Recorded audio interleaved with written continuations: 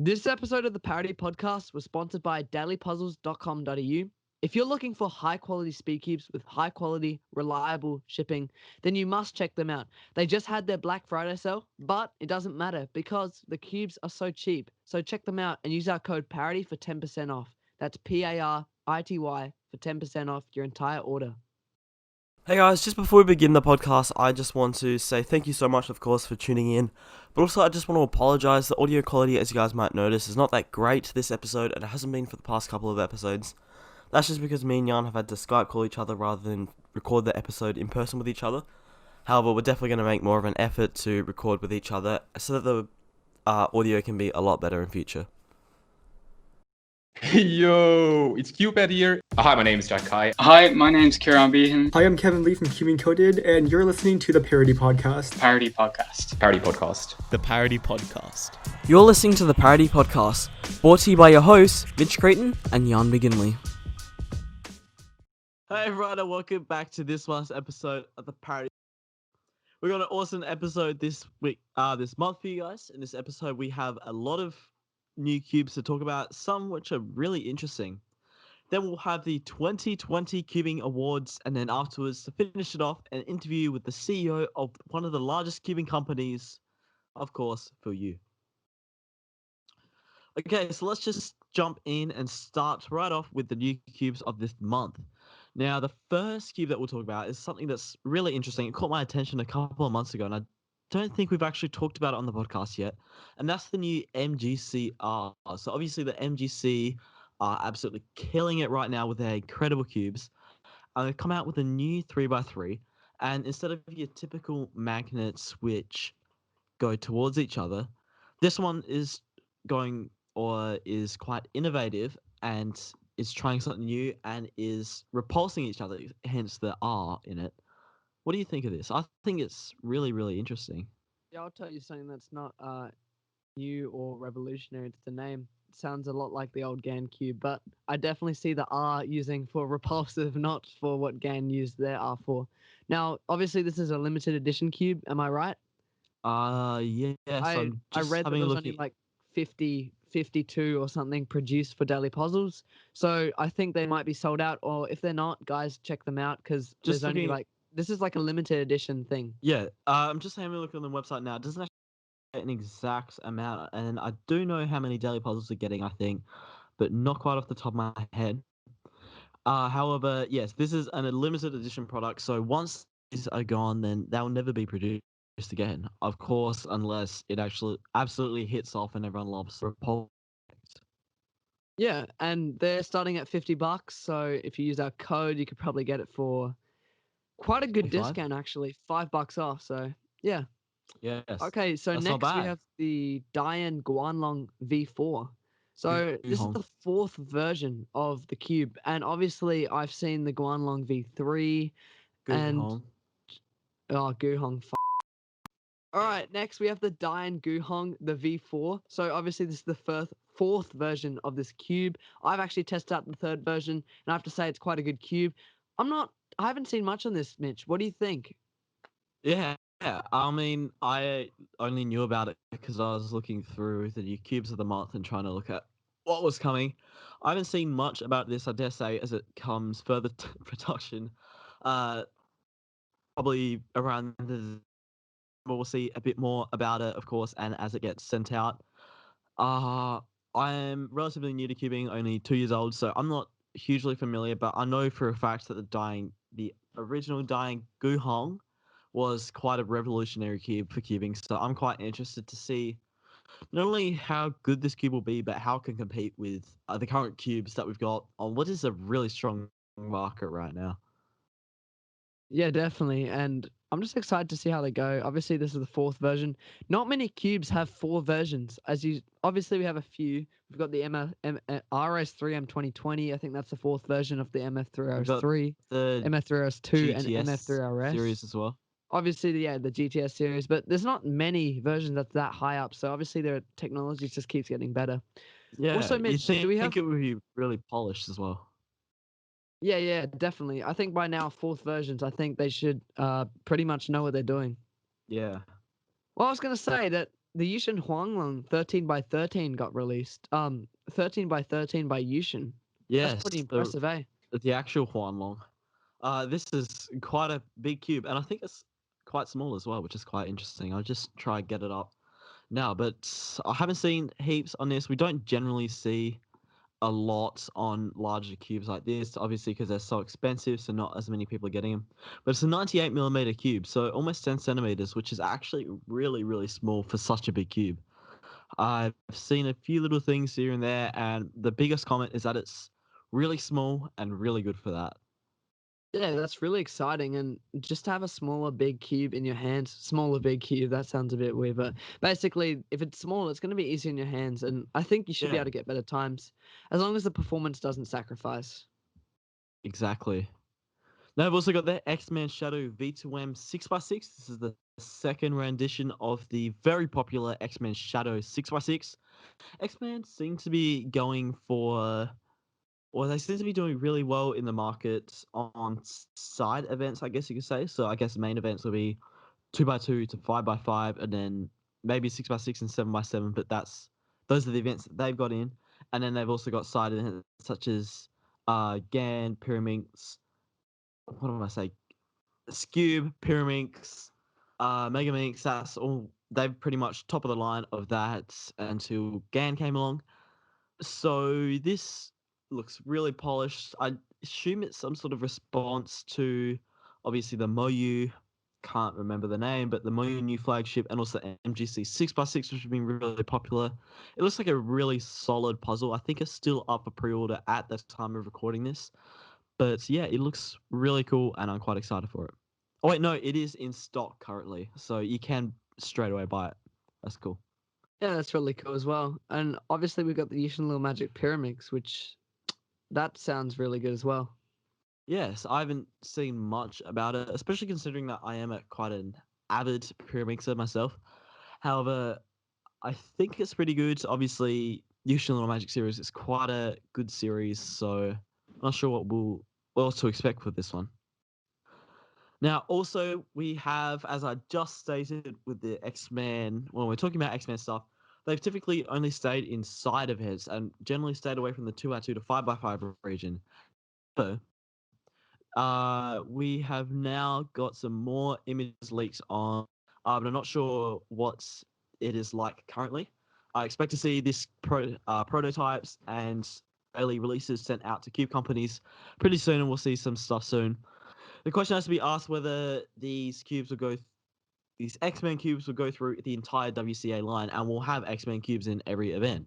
And if so, whether it will be able to compete how it did for years as the top on all the side events. Yeah, definitely. We'll see.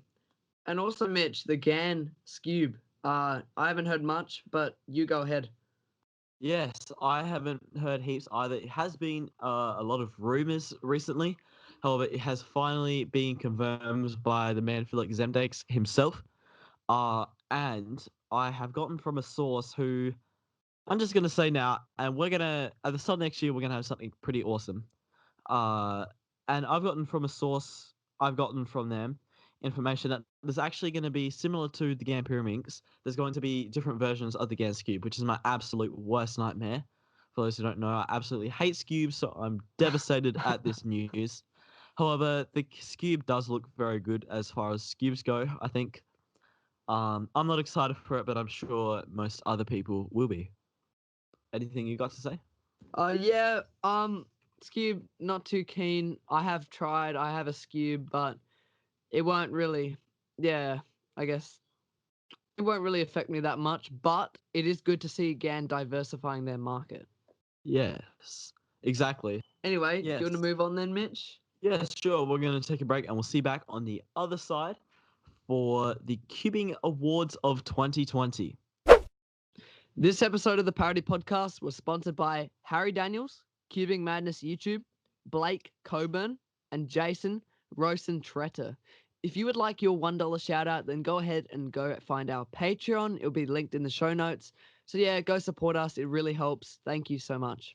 And it really helps you guys, of course. Go subscribe to Cubing Madness on YouTube. Okay, 2020 Cubing Awards. Now, I was actually originally going to do this as a video on my channel. I probably still will, but we had no ideas for what to do for this podcast. So we thought, for those who don't watch my YouTube channel, we're going to bring the 2020 Cubing Awards to you guys as well. So we have got a variety of puzzles here, and we're going to go through and give out our awards to what we feel the cubes best fall under each category.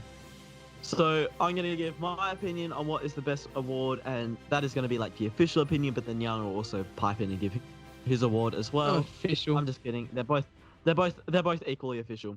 Let's start off with the best tech, and that is of course the YJ Pocket Timer. This is a handless pocket timer. It's not, if I'm going to be perfectly honest, it's not incredible. I feel like we will see some improvements in new versions to come, but it's a super solid puzzle, super solid gadget, and it is really the future of cubing. So I really like it. You know what, Mitch? I'm gonna have to agree with you for that. Best technology in cubing in 2020, I reckon the YJ Pocket Timer, just because it's so portable and it really is a pocket timer. Like you can Yeah. literally fit it in your pocket. This is why I Yeah. love it, and it's so quick to like use, and it's so portable. Now, obviously, the technology, since it's first gen, it's not really 100%. It's not finished not all yet. I there. reckon they still need a few like practices with it and stuff, but it's heading the right direction. I think it's a great addition. Next award is the best new innovation in cubing, and I'm going to have a winner and a runner up on this one. My winner is, of course, going to be the GAN 11 Pro M with the core magnets. And then my runner-up is going to be the TSM 2x2, Moyu TSM 2x2, which can actually change, change sizes and stuff. So I find that Okay. really cool. Yeah, that's fair enough. That's a good bunch. I'm gonna have a runner-up, and that's gonna be the MGCR. I say that's pretty good with the repulsive magnets. Now for the winner, I'm gonna just have to say, the GAN, they don't really innovate that much every year. Although it's It has personal a opinion, really. slow progression. I'm gonna say it's a hot take. It's a hot take, but I'm gonna say the RS3M 2020 only because it's got all the things that the flagships have, but just at a budget price.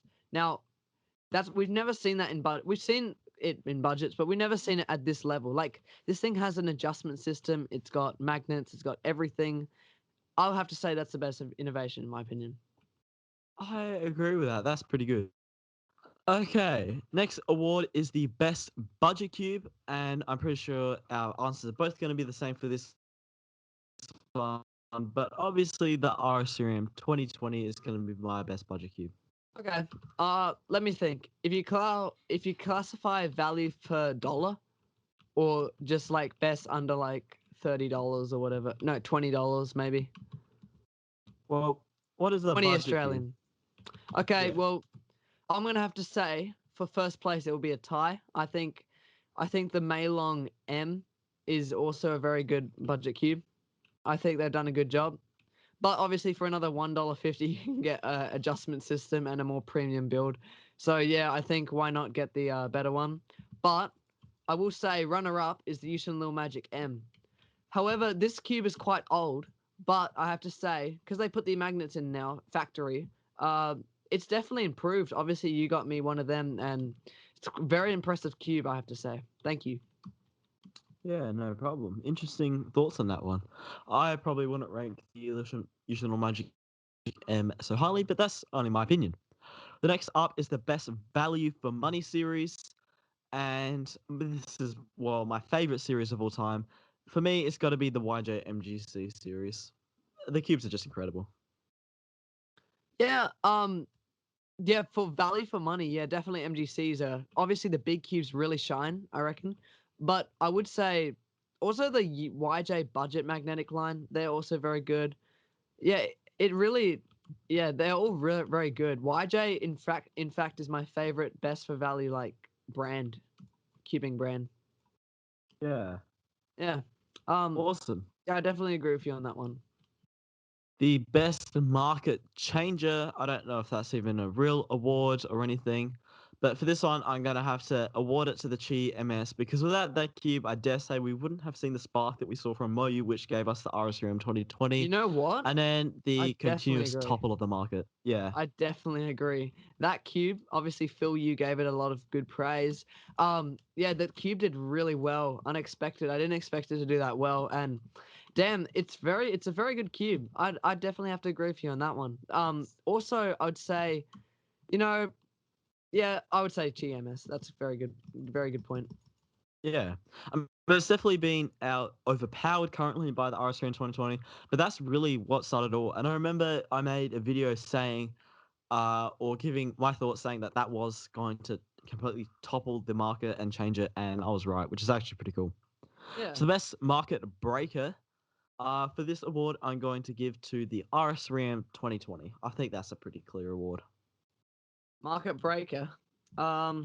You know what? I reckon YJ's MGC big cubes. They're very good for, as well. Because big cubes have always been expensive unless you want a really good one. But MGCs have managed to fit a reasonable budget as well as good performance. So I'm definitely going to give that to YJ as well. Now I'm going to have to say, what do you think, Mitch, is the best cube of 2020? Best cube of 2020? Yeah, all round. If you had to pick one cube to use at a comp, I would probably go with the GAN 11 Pro. Yeah, that's obviously going to be mine as well. UV coated.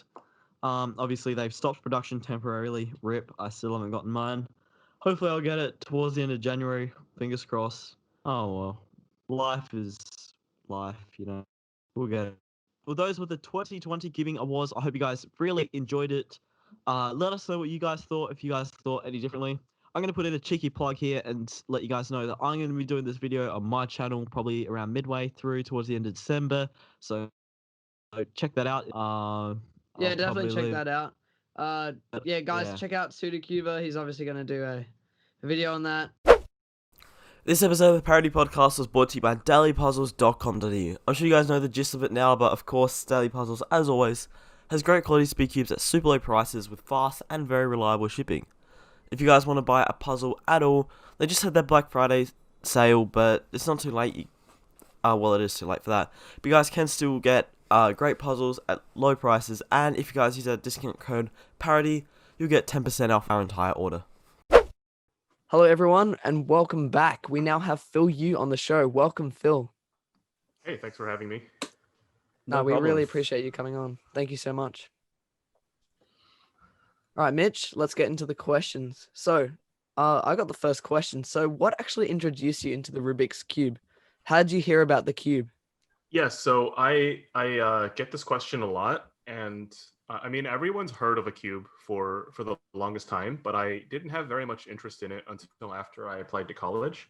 In the US, at least, after you apply to college, you kind of have this blissful period of like, I don't need to do anything, because once your grades and your scores and your applications are in, you really are a free person until you go to college. And so during that period, a few friends and I came up with the idea, hey, why don't we try this random, arbitrarily, unnecessarily competitive activity of speed cubing? It seems like a whole lot of fun, and it's kind of needlessly competitive in a funny way. So we did that, and naturally I'm a fairly competitive person, so I just kept doing it, and then I became immersed in the world of cubing, and now I'm here doing a cubing podcast. Wow. What a great So story. you would have definitely, been one of the later cubers, you could say now, because obviously a lot more people are young now starting off cubing. Yes. I started cubing when I was 18 years old. I don't know how old you guys are, but We're 15. yeah, so yeah, you guys have a lot more years on me, and I'm always really envious of people who started cubing earlier, because I feel like if I started cubing earlier, I would have had much better chances at being competitive. I only had a competitive career of about 2 years, and yeah, I mean, I became world-class cuber in the span of what's like 2-3 years, and so I'm really optimistic about the chances of younger cubers doing well and doing better than me because they have so much more time. Yeah, and I mean, a Just great like example names of like that is Leo Borromeo. Yeah, I was Oh just man, about to say. I was so we did a COVID charity stream yesterday, and we had an event called Let's Cube with Timon, and we were like, oh yeah, Timon's just gonna destroy everyone. It's not gonna be even close. And then Leo Borromeo signs up onto our Let's Cube, and he beats Timon. I'm like, okay, yeah, you guys are just way too good. Both of them are incredible cubers, and I mean, Leo's 13 years old, world class competitor. He really has his stuff together for a 13-year-old. Yeah, I Yeah, I saw him. He's so small as well. It's Yes, some of ridiculous. his yeah, how he's stuff fast- is shorter than average. yeah, some of his like for 13, it's just incredible. Like you wonder what he'll be like when he's like 18 or 19 or like Felix's age or something like that. How he will, Yeah, yeah. because I mean he's the I hope he future. doesn't lose interest. Yeah, yeah. But I think Uh, there's an age where they just peak. Like I think there's like maybe in their early 20s or even Mhm. like 18 or 19. Yeah, definitely early 20s physically for most events. I did one-handed, so I peaked early 20s, and then afterwards, I just like physically couldn't handle it. yeah. Wow. All right, do you want to move on to the next question then? Yeah, sure. So, how did you decide to make the Cubicle? What series of events led up to the creation of what we know now as the Cubicle? Yeah, a lot of series of events. But I was in college. I had a few friends who cubed, and we really connected through cubing. We were just chilling in the back of the classroom cubing and not paying attention to the professor, which I like definitely don't recommend. But we did it, and it led to the creation of our business, which now pays our bills. So grateful for that. But yeah, it was that plus a really just a sense that the current business at the time was not well developed enough. There wasn't a business that provided a custom friendly experience that speedcubers could emotionally relate to. Mhm. I think I consider myself pretty relatable because I'm a longtime competitor. I helped organize some events, so I'm pretty knee deep in speedcubing, and to have a relatable business that's professional and interesting and social is definitely a dream that we're trying to make come true. Yeah, Wow, you achieved that that's very well. Thank you. yeah, I that's so definitely see good. that as like a very community based shop as well. It's not just like, oh yeah, we're a shop. It's like you're one of us, we're one of you, and it's just the way that you immerse everyone else. Like we know everyone who works here and stuff. The way you do that and show everyone, it just works really, really well.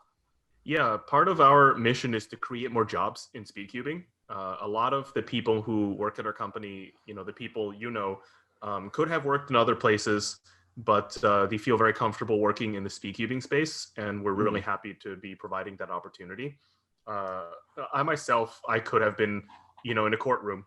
Like I could be in a courtroom every day, but instead I get to work with my close friends on cubing, and that's a once in a lifetime chance, definitely. Yeah, Yeah, that's incredible.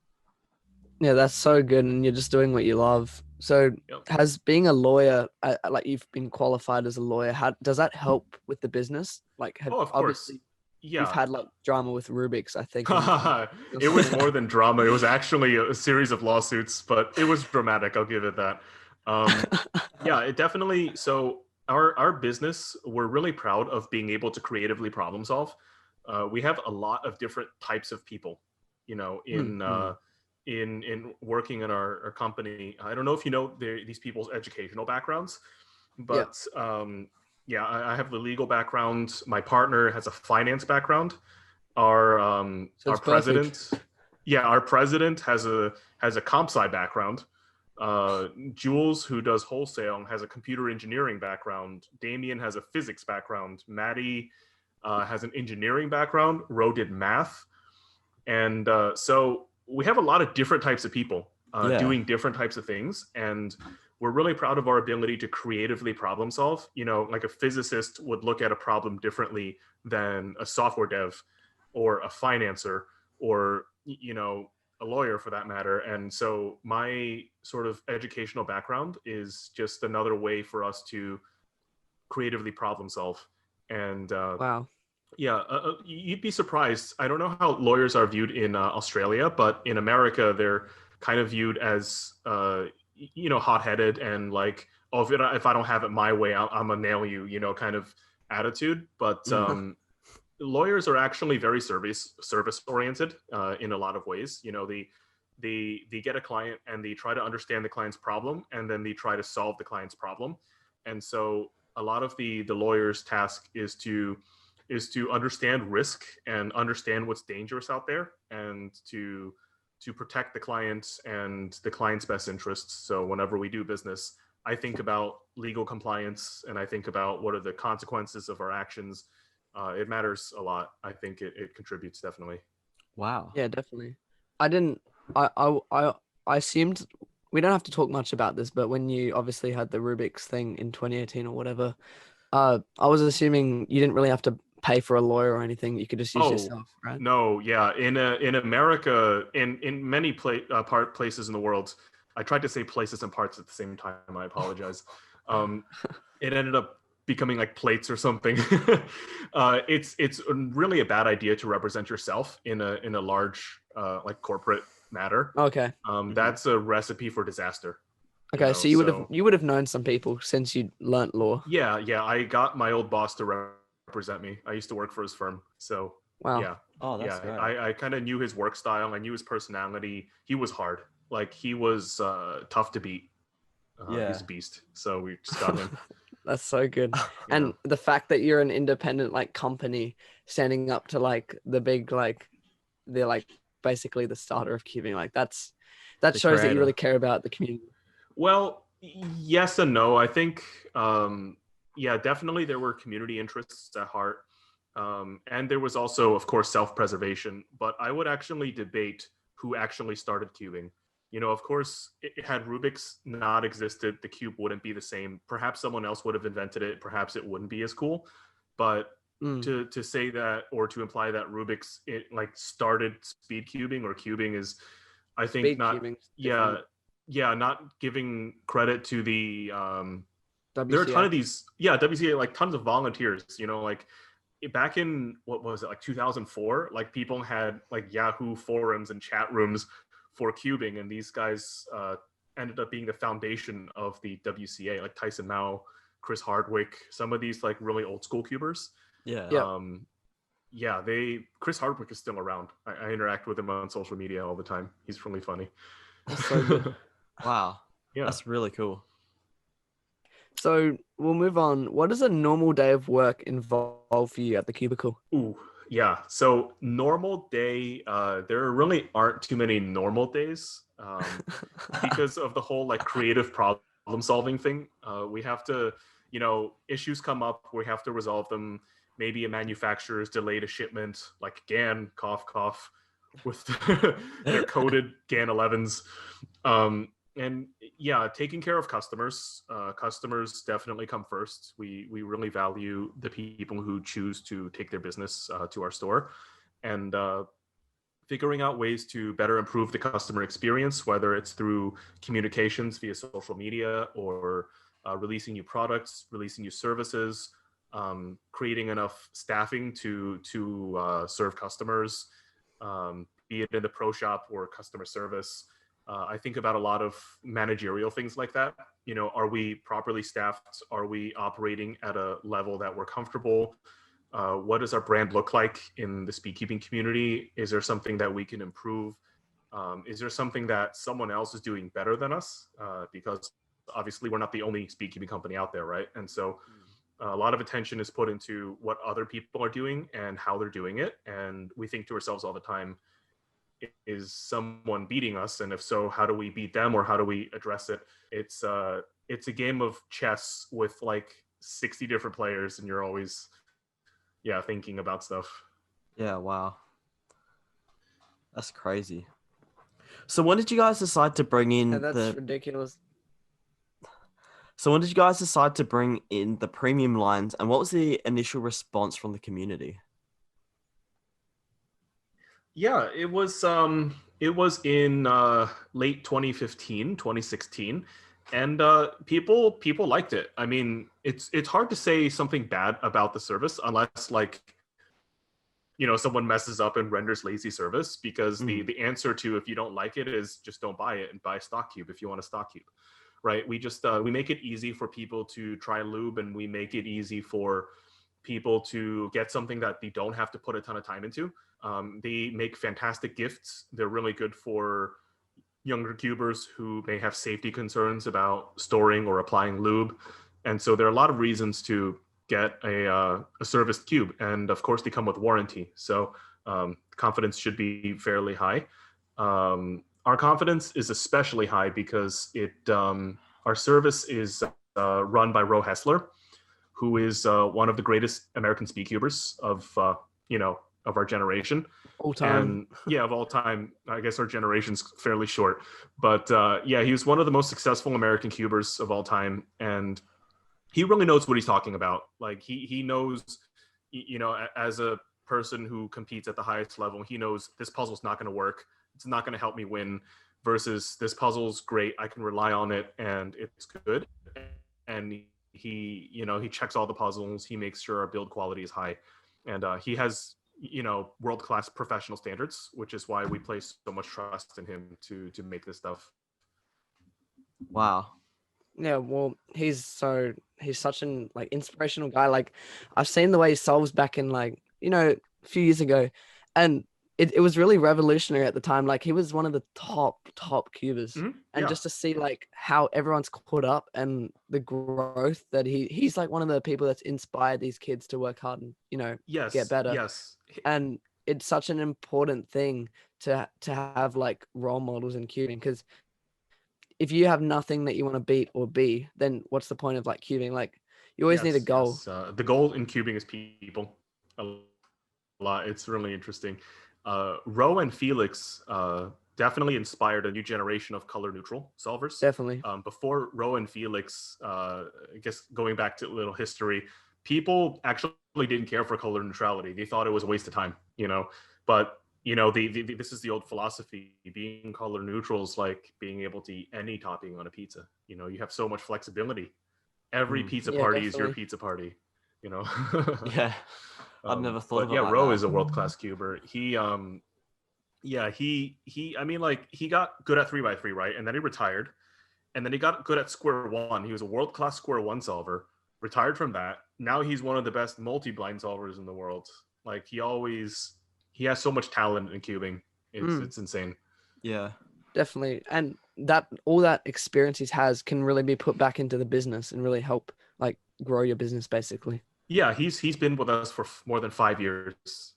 We have a fantastic working relationship. He's a part of our family. That's so good as well. But just to have experience and different options, you have so many different qualifications on all your employees, it just makes the business work. Mm-hmm. It's like the perfect fit. Yeah. All right, so Mitch, should we move on to the next question?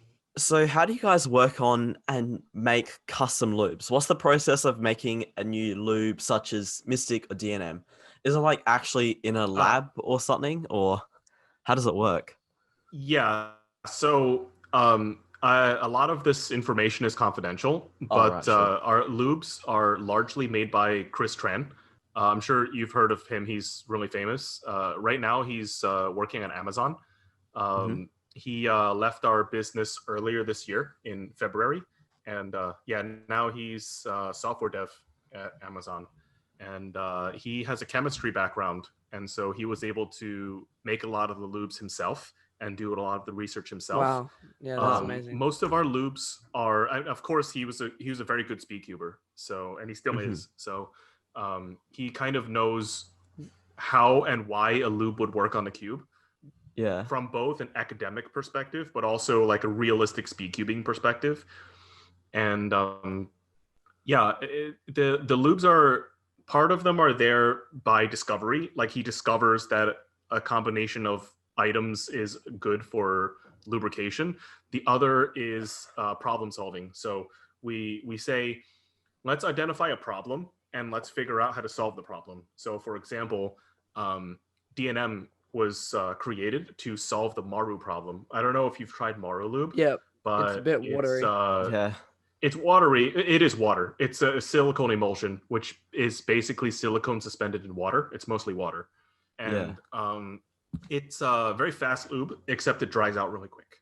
So your ability to experience the lube is all but like 3 solves, and then it dries out, and then you're like, oh darn, I don't have no more left. So the thinking behind DNM was, how do we make a water-based lube that lasts really long? Like, you get all the benefits of the water-based lube without the weakness. So we made DNM to fulfill that hole in the industry. And so a lot of our products are designed to fulfill needs and to solve problems. What does DNM 37 stand for? That's a secret. A lot of people think it stands for definitely not Maru. Yes, I've heard that. That's funny. Funny you say that, because DNM was actually the first ever lube that my brother bought. He was the one that introduced me into speed cubing. Nice. That was the first ever lube we got, and we used to put it in every single cube because we thought the faster the cube the better. We didn't like consider controlling or anything. We just made them as fast as possible. And it was so much fun at the time, just having something that it was like magic. It literally just fixed the cubes, the slow cubes, and it was like magic in a bottle. And it's very effective. And it lasts very long. It has a chemical that absorbs water from the air, and I accidentally left a drop of DNM behind my desk, and it was there after months. It didn't dry out. It was really interesting. That's amazing. Oh my gosh, that's really cool. Before we move on to the next question, I just want to say that I consider the range of lubes at TheCubicle to be the best. Like, the variety that you have, it's really, really cool. Yeah, and we are very proud to make lubes from other materials other than silicone. I think Mystic. Yeah, I mean, Mystic is plant-based. Mystic, actually, I came up with the idea, and then Chris made the idea exist in real life. Wow. Wow, that's ridiculous. Like, when I first saw it, I was like, wait, won't the plant just like degrade or something? But I've actually tried it at Worlds, and I would say it's probably top 3 of my favorite lubes on. Yeah, it's my favorite lube. It's incredible. Cool. Yeah, I mean, I have no ability to actually make it exist, so we all rely on each other to help each other, make our ideas happen. But we make lubes from all sorts of things, and a lot of other businesses in the industry don't. Everything is silicone based, and there are real limits to that. If you get really specific, there's only so much you can do with silicone. Not saying silicone is bad; it's just limited. That's all you have. So yeah. And the Max Park Lubes, I've seen them. I haven't tried them. They seem quite expensive. They must have some sort of what do they involve? Like, what's actually in them? Yes, so just mainly that I cannot discuss for confidentiality reasons, but I do make them myself. And it's the only lube I make myself. It's really difficult to make. If you get it wrong, you have to throw it away. That sucks. The reason is it's non-Newtonian, and so it's kind of like flubber, like watery flubber. So if you don't get the consistency right, the lube won't work very well. So you have to make sure that its consistency is perfect, which is not easy. It requires like a feel for making the lube, and part of the income from the lube goes to support Max Park's cubing career. So that's really good. So what was the idea behind that? Like, was it Max sort of wanted this in a cube in a lube sort of thing, or was it you wanted to do it? Or so what happened was Max prepares a lot of cubes, and a lube he was using, it was an old GAM lube. It got discontinued and he couldn't find it anymore. So he's like, I'm in the market for some new lubes. I want to try something new that I've never experienced before, and I'm interested in like enjoying it. So we were like, okay, let's try to make it then. And so we did. Wow, that's great. And now that you've made custom lubes, do you think you'd ever maybe down the track in like long time, do you think you'd ever make your own actual speed cube? Yes, 100%. Do you think you'd make it in your own like factory as well, like with the molds and Ooh, stuff? Like, no. So we don't have the capacity to make molds. After Mm. all, we are not a manufacturer. I think maybe not the number one, but one big part of running a business well is understanding what your business does. You know, if you're a fast food restaurant, you don't all of a sudden go try to offer a gourmet catering service, right? Yeah. Likewise, if you're a cube retailer and all your infrastructure is centered around selling cubes to customers, you're really not equipped to start making these things. And so we probably have to borrow the factory of another manufacturer, an existing one. Right. yeah. Well, that would be really cool to see a custom cubicle cube, because that's just pushing the boundaries of like what the cubicle is. Like, Yeah. And it also pushes the boundaries of what Westerners are. You know, us Westerners typically don't design speed cubes. It's all Asian companies, Taiwan, China, Korea, Japan. You know, these companies make cubes, mostly China now. But yeah. there's very little like Western influence in the manufacturing of these puzzles. So it'd be great to see Americans, Australians, Europeans kind of get their hands dirty, even South America, Africa, wherever you are, you know, get your ideas in there and make something new. That'd be cool. Yeah, and That do would you be even really do you cool. ever collaborate with other Speedcube companies like Speedcube Shop, Daily Puzzles? So I love daily puzzles. I talk to Billy on a regular basis. Really good friends with him, and sometimes I pretend to be him on social media. Yeah, we've seen. Yeah, I don't like Speedcube Shop for a number of reasons. I think they've made recently a few very unethical decisions that I would not have made as an owner of a business. I think a lot of mistakes and a lot of unkind things, mostly to do with IP infringement. So as a person with an understanding of IP, it really makes me sensitive to it. And so, I fortunately can't relate to their business very much. And so I don't collaborate with them at all. I am friends with a lot of people who represent their business. A lot of people who are on their sponsorship team I talk to on a regular basis, and we're completely fine. But business to business, we don't collaborate. And I think it might even be illegal for us to collaborate, because you're talking about the two largest businesses in a country collaborating could set off some monopoly vibes, you know. Yeah, definitely. It's good to Definitely keep don't that. want no antitrust. It's good to keep the competition and stuff going. You don't really, want that monopoly. And, you know, at the end of the day, like no matter how much they dislike us and how much we think they're not agreeable, we make each other better. You know, we have the same goal, which is to make cubers happy with products and cubes, and we do the same thing sort of, and so we make each other better. Yeah. And Daily Puzzles, they're actually in our state actually. So they live maybe about an hour's how drive. many kilometers away do you think, Mitch? An hour's drive away. That's yeah, great. And it'd be a bit further. And but, to think that we have like a company in our state, that's pretty cool for me at least. Yeah, for sure. And Billy's a nice dude. Yeah, he's a very he's nice a really guy. nice guy. One of the most genuine business people I've ever met. Yeah. Do you think you'd ever meet him one day in person? I am him. What are you talking about? Are you gonna just look in the mirror? So when the world becomes a safer place, I would love to hang out with Billy. I think it would be really fun. Yeah, it was a he's a good shame at guy. Worlds you couldn't be there, nor Yeah. could he. But apart from that, one day there'll be a day, I reckon. Mm-hmm. For sure. All right, do you want to move on then to the next question? Sure, I'm ready. Oh yeah. Okay, so how has COVID changed the way your business operates? Ooh, so I mean, the COVID has changed the way of life for literally everyone, unless you don't believe that COVID exists, which I think is a part of why we're in so much trouble. But we definitely were on the verge of shutting down. You know, COVID was really bad in New York, Really? in our state, in the US, it was dreadful, completely bad. And we had this crazy schedule where we had a skeleton crew, which was like the bare minimum number of people to ship out orders and to do service.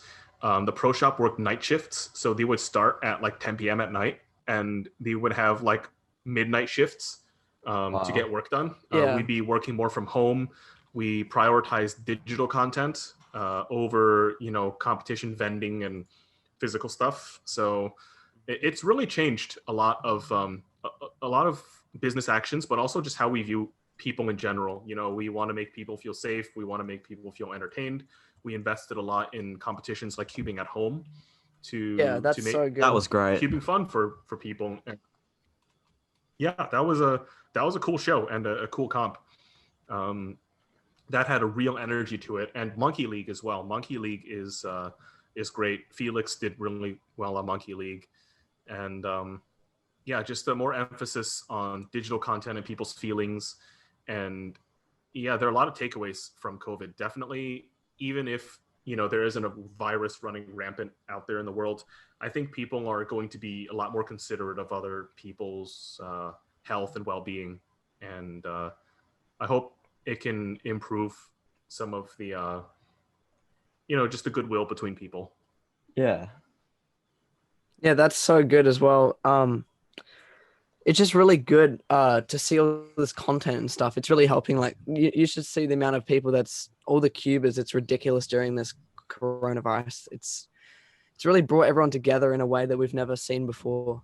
Yeah, for sure. And you know what? I hope after COVID, we can still continue to do this. Even though we don't have to, we'll still do it out of choice. That'd be fun. Yeah, that would be really good because, in fact, no matter how many real physical comps we have, we've still never seen this connection, I don't think. Mm-hmm. Yeah, it took us to be taken apart to bring us together. Yes. Yeah. And the thing that I really loved about the Cubicle, which I still love now, is I really loved Chris Olsen's videos on the YouTube thing. He really grew that, I think. Chris Olsen is a great videographer and producer and creative director. If it's any indication, he did great on the Netflix documentary. Yeah. A lot of the work was his work, and he's also a world-class cuber. That's just him combining his cubing skill with his expertise. And he went from knowing absolutely nothing about video production to becoming really, really impressive, amazing at it. Yeah, and to think a cubing things on a Netflix thing, that's ridiculous. Yeah, it is. My name is on a Netflix film. I'm so excited. I'm in a Netflix film. I was in one of the scenes Nice. for a couple seconds. That's amazing. And it's just funny. It's a bit you can't really believe it though. Yeah, except it exists, and I'm sure you get people walking up to you and be like, "Hey, dude, did you see that Netflix film?" And you're like, "Yeah, I'm in it." Yeah, exactly. Yeah, I have people non-cubing I think it friends. even charted. I think it went on top 10 in Australia or something. Yes, yeah, it charted over here too. It won a few awards. So wow, very impressive. That's great. Oh, wow.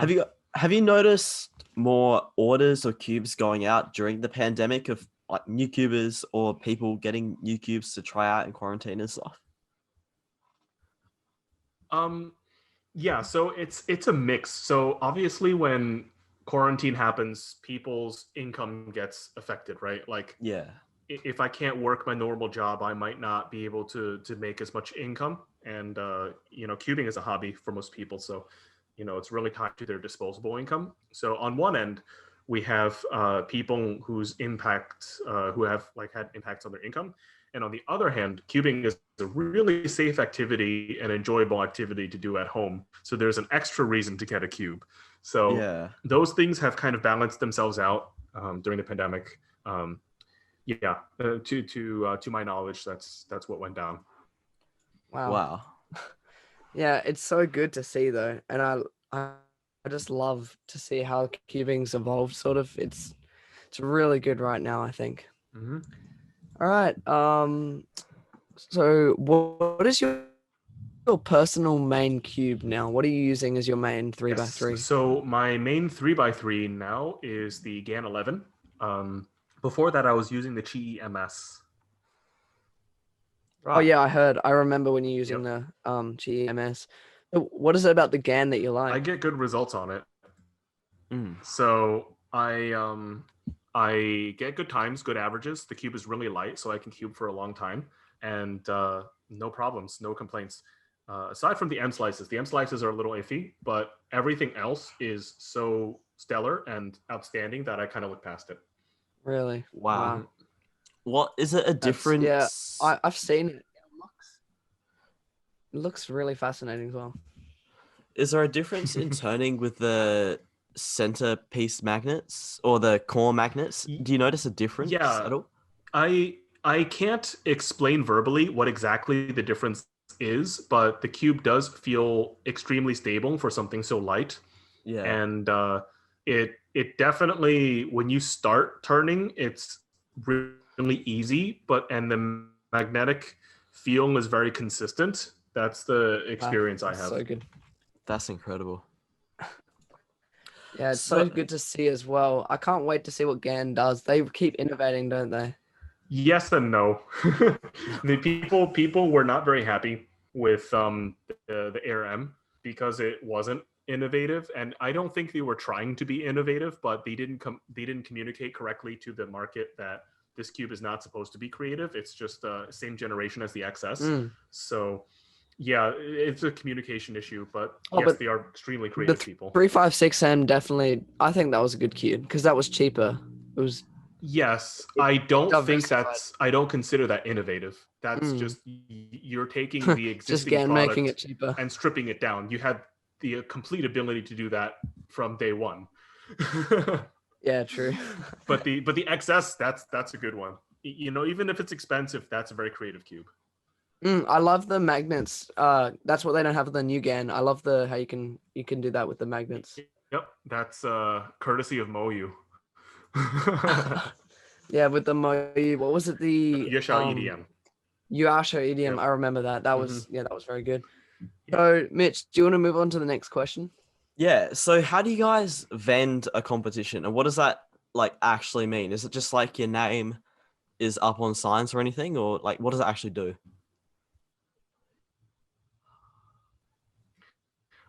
So we do a variety of things. It depends on the competition.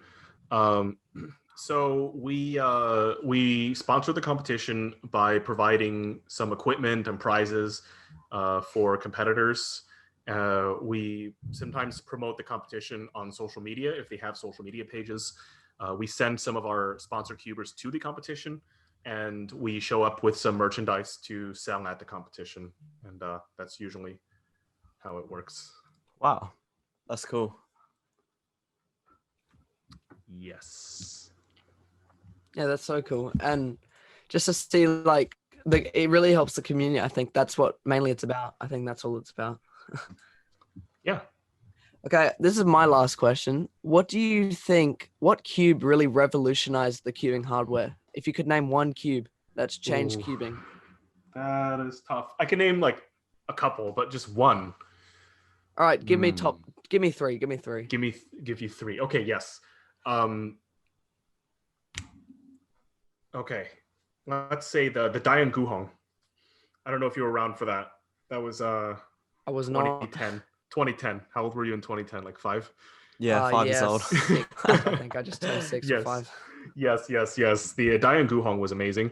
The Weilong GTS-M, the first magnetic cube that we sold on the mass market, that demonstrated that magnets were a thing, and that revolutionized how people design cubes in the future.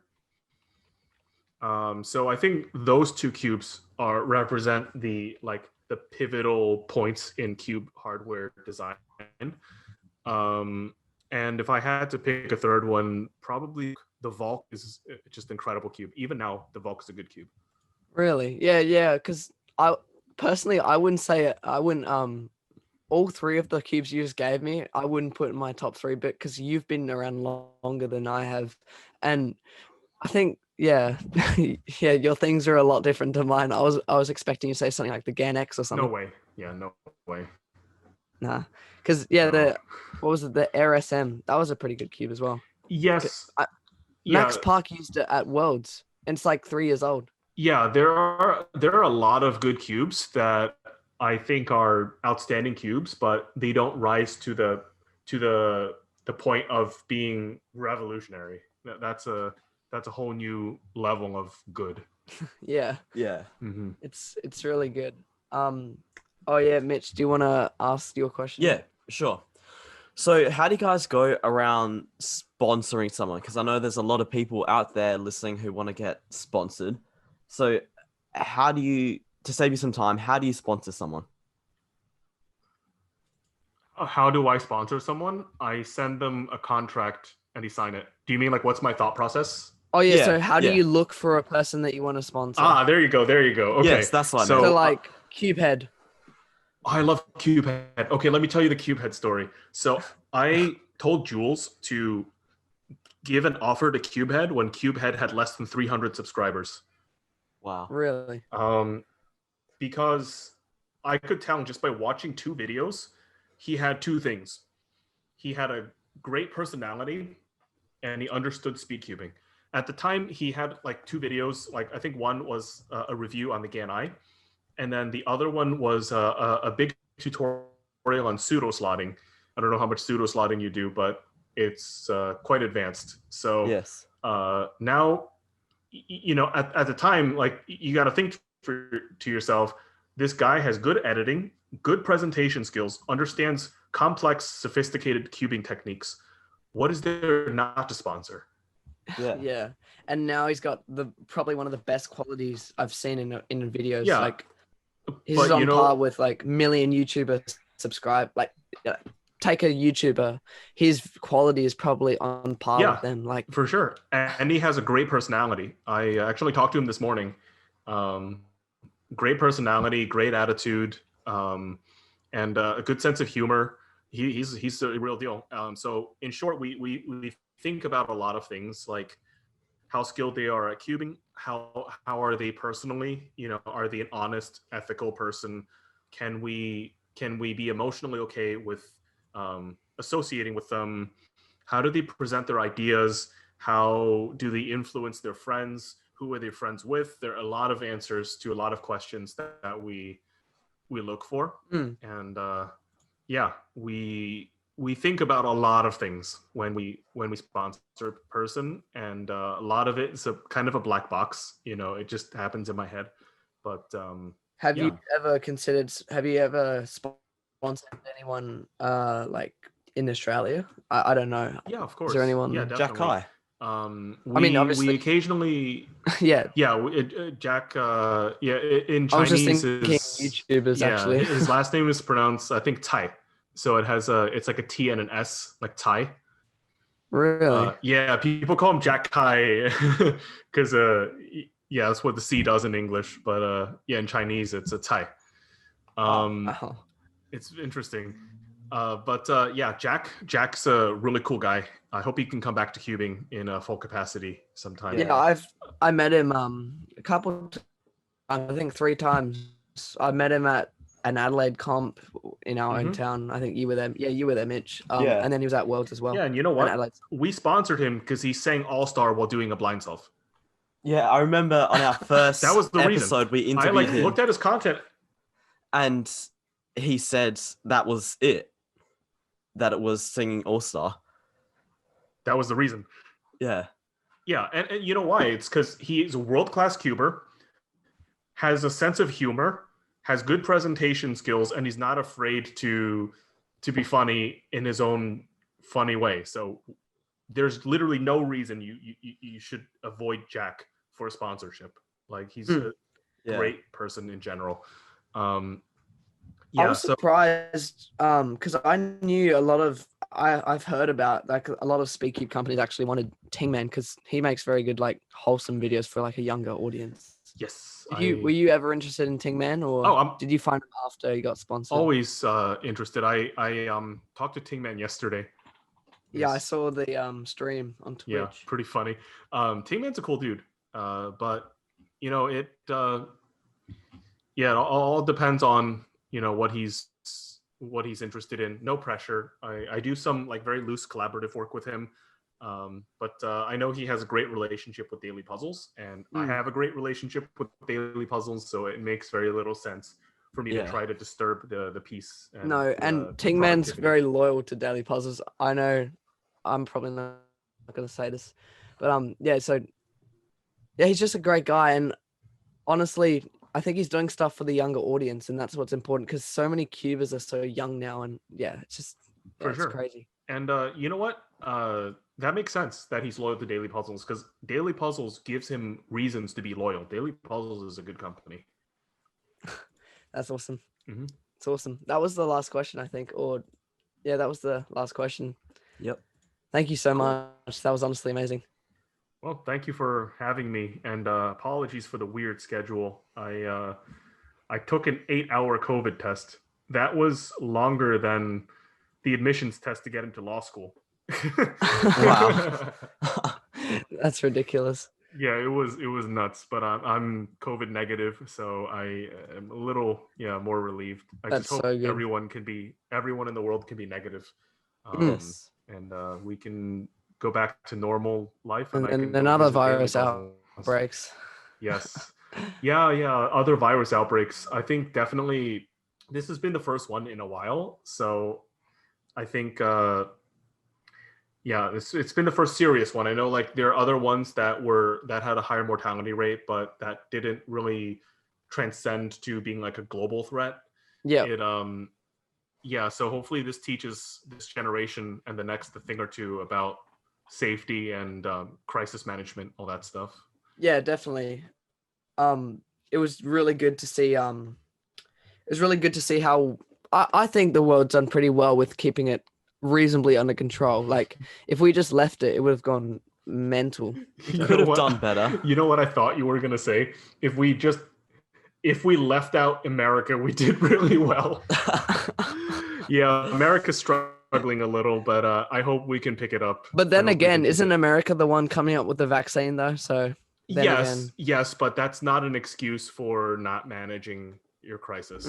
So I think it's just a massive population, and America's never had to deal with a pandemic compared to China's actually dealt with pandemics before. Remember the swine flu? I think was it the SARS? Yeah. Mm-hmm. So the Asian countries, they've already prepared. Like I heard that Thailand already had a virus pandemic like center prepared in case there was a pandemic going to come. Mm-hmm. And they were fine. They didn't have any cases, I think, or very little. Yeah, Vietnam is also extremely safe. Taiwan, Singapore, a lot of East Asian countries are doing really well. Well, that's pretty much it for me. Thank you so much, Phil. We really appreciate it. That was such a great interview, actually. Awesome. Yeah, it was really fun to be here. Well, best of luck for your business. Best of luck for any plans in the future. Is there anything else you'd like to say, or anything coming up that for the business that's coming up? Or well, I don't know when this episode will air, but if you're ever in the mood for SpeakCube and you want to try the Cubicle, I definitely welcome you to try. We're really friendly. We care a lot about not only the cubes that we sell you, but your entire cubing experience. So if you have any questions, even if it's not about an order, feel free to write to us. We do all sorts of, useful things for our customers and also not useful things like draw them pictures and fulfill order requests. We do everything. We try to do everything for our customers. We really love being in this business, and I wouldn't trade it for anything in the world. Even if they paid me $1 million or they did some other thing to try to entice me, I really like being here, genuinely. So wow. That's so good. And guys, you can find the Cubicle at TheCubicle.com. We'll leave a link in the description for all your socials and stuff. Awesome. Thank you so much. Thank you so much. All right. I think we should wrap it up there. Thank you so much for coming on the show. I hope you really enjoyed it. Sorry about my internet being really bad. I'm assuming it's bad going by how long it takes you to respond to what I'm saying. But we really enjoyed this interview, and it was heaps of fun. Thank you so much. Thanks again. Well, would you look at this unused ad space?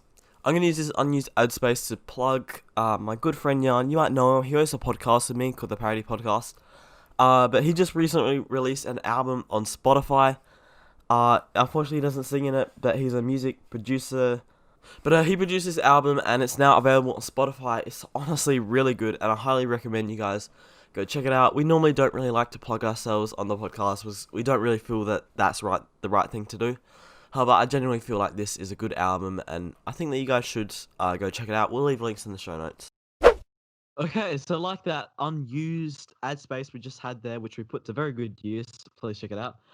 We've now got some unused show space, which we are going to continue to unuse because we don't actually have anything which we are going to put in this spot yet. But however, as I might have mentioned, as you might have heard me mention, sorry, earlier, we have got something coming at the start of next year, which is going to be actually absolutely amazing for the show and for you guys as well. So that will probably use up this space here. Probably go earlier, actually. I don't know. We'll work it out. But that's what's going to be in this spot. So make sure you guys look forward to that come 2021. But let's just end the podcast here. So thank you guys so much for listening. I really appreciate you guys all joining in. Jan, I'm running out of words. Thank you guys so much for watching. We really appreciate it. Obviously, thank you so much to Phil. You've done a really good job, and we really support you with your business. Of course. Yes. We really appreciate your time as well. Yeah, of course. How did I forget to say that? Thank you so much, Phil, for coming on the show. We really, really enjoyed that. I'm sure you can agree. Despite my bad internet, that it was a pretty good interview, and we really enjoyed that. The great thing is that Daily Puzzles, of course, is not a direct competitor to the Cubicle because of the different regions. So for that reason, the Cubicle rather a supporter. Like they really boost exactly. each other. They sort of help each other, which is really great. So keep up what you're doing, Cubicle. All right, let's wrap it up on then. Thank you so much. Thank you guys. Obviously, stay tuned next month for another episode. Stream us on Spotify and also Apple Music. I don't think many people realize that we're on Apple Music, but that's a thing. I think they do. We've 30% of our audience is on Apple now. Oh, really? I didn't even realize that. Yeah, that's not bad. We got 60% on Spotify, 30% on Apple, and 10% on YouTube. Wow. Oh yeah, of course. Subscribe to us on YouTube. We're actually, I don't even realize how 350 subs. Yeah, it's kind of crazy how fast. You don't even like check the YouTube that much, and nor do I like.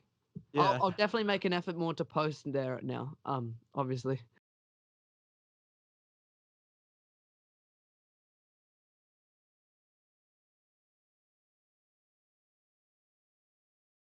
This episode of the Parity Podcast is brought to you, of course, as usual, by dailypuzzles.com.au.